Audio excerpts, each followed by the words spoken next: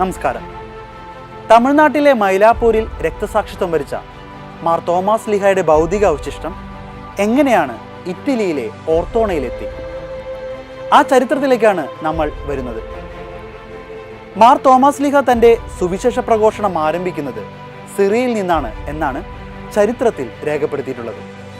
തുടർന്ന് മെസ്സപ്പൊട്ടോമിയയിലേക്ക് പോയ അദ്ദേഹം തൻ്റെ ആദ്യത്തെ സഭാ സമൂഹം ഏതേസിൽ സ്ഥാപിച്ചു, അതായത് ടർക്കിയിലെ സൻലിയൂർഫ.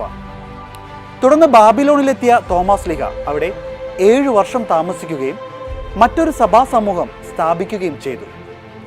തുടർന്ന് അദ്ദേഹം തെക്കു പടിഞ്ഞാറൻ ഇന്ത്യയിലേക്ക് പോയി.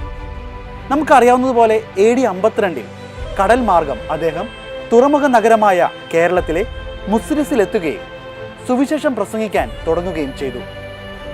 കേരളത്തിലുടനീളം സുവിശേഷ പര്യടനം നടത്തിയ മാർത്തോമ ഇവിടെ 7 ദേവാലയങ്ങൾ സ്ഥാപിച്ചു.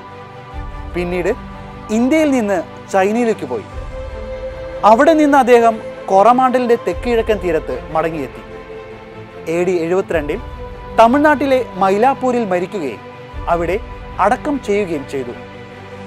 3-ാം നൂറ്റാണ്ടിൽ ദക്ഷിണേന്ത്യയിൽ അരങ്ങേറിയ ക്രൈസ്തവ വിരുദ്ധ പീഡനങ്ങളുടെ പശ്ചാത്തലത്തിൽ തോമാസ് ലീഹായുടെ ഭൗതിക അവശിഷ്ടങ്ങൾ സുരക്ഷിതമായിരിക്കാനായി സ്ലീഹായുടെ ആദ്യ പ്രേക്ഷിത ഭൂമിയായ എഥേസിലേക്ക് AD 232 വിശ്വാസി സമൂഹം മാറ്റുകയുണ്ടായി.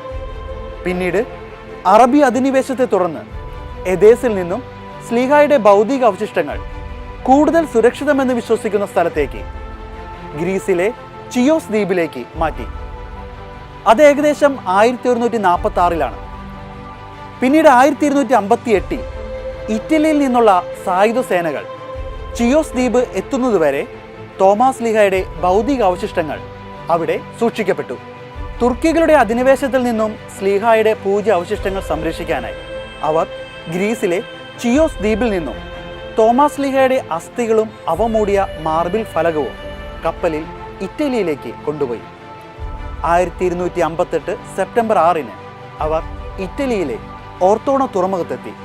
ജനക്കൂട്ടത്തിൻ്റെ അകമ്പടിയോടെ അസ്ഥികളും പൂജ്യ അവശിഷ്ടങ്ങളും ഘോഷയാത്രയായി അവിടെയുള്ള മാതാവിൻ്റെ നാമത്തിലുള്ള സാന്താ മരിയ ദെല്ലി ആഞ്ചല എന്ന പള്ളിയിലേക്ക് കൊണ്ടുപോയി അവിടെ പ്രതിഷ്ഠിച്ചു.